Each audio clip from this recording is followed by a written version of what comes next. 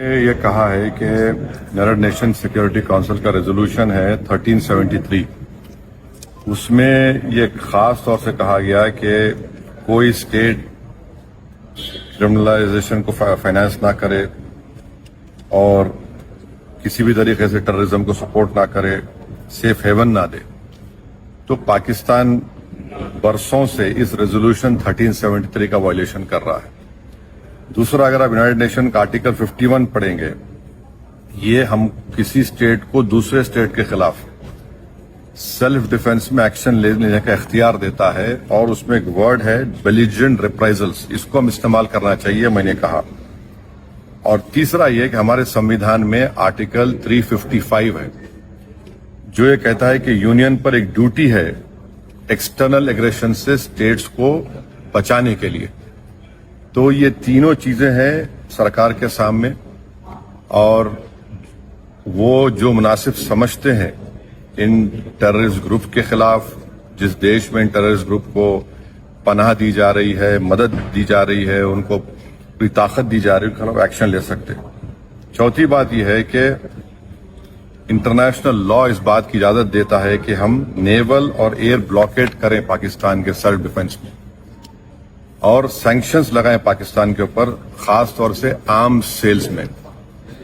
اس کے بعد میں نے یہ کہا کہ وہاں پر میڈوز میں آخر کیوں سی آر پی ایف نہیں تھی وہاں پر،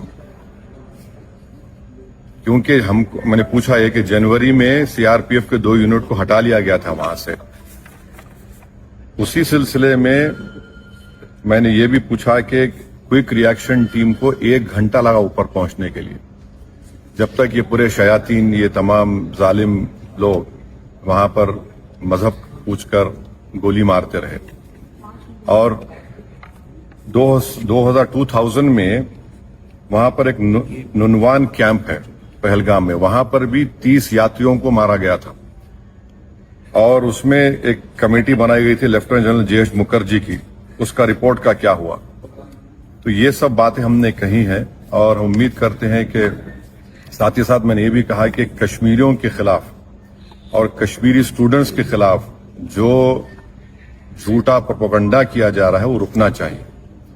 اور اگر لوگ سوشل میڈیا میں یا ٹی وی چینل کے کوئی اینکرز ہیں، یہ بھی میں نے کہا اگر وہ ہندو مسلمان نفرت میں اضافہ کریں گے تو وہ لشکر طیبہ مسکرائے گا ان کے اوپر، پاکستان مسکرائے گا ان کے اوپر.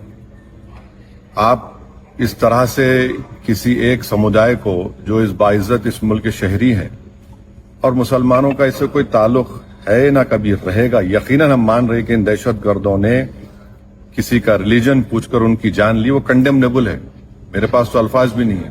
مگر اگر آپ اس کے جواب میں اگر یہ کریں گے تو پھر ہم ان لوگوں کو طاقت بخش دیں گے جو انہوں نے اس طرح کا ٹیررزم کیا. اب یہ سرکار کے اوپر ہے، اور ہم نے انڈس واٹر ٹریٹی کے بارے میں کہا کہ بہت اچھی چیز ہے کہ ہم نہیں بول دیے، مگر آپ بتائیے ہم پانی کہاں رکھیں گے؟ پانی تو کہیں رکھنا پڑے گا نا آپ کو.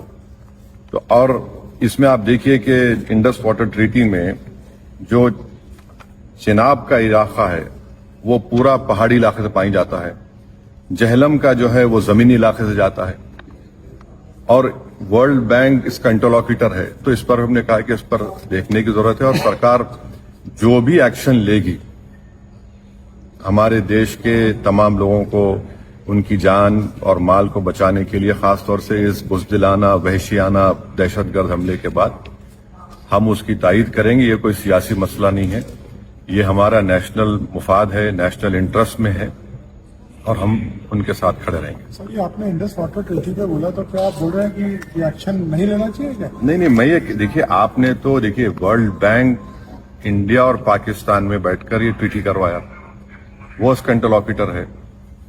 بھائی پانی کو کہاں رکھیں گے آپ؟ اچھا آپ نے اچھا سٹیپ لیا، مانتے ہیں، پانی کہاں رکھیں گے آپ؟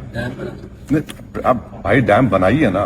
اسٹینڈنگ کمیٹی تھی، اس نے بھی اس کو کہا تھا کہ ان کو انڈس نہیں، اب وہ سمجھ جائیے. میں نے یہ کہا کہ آپ نے لیا جو steps cabinet committee on security میں لیا آپ نے، ٹھیک ہے، مگر ورلڈ بینک انٹرلوکیٹر ہے اس کا، تو وہ بھی دیکھیں، انٹرنیشنل لا سے دیکھنے کی ضرورت ہے. پاکستان نے شملہ ایکارڈ بھی کینسل کر دیا. اب وہ تو سرکار سے پوچھو، ہم نے کہا یہ بات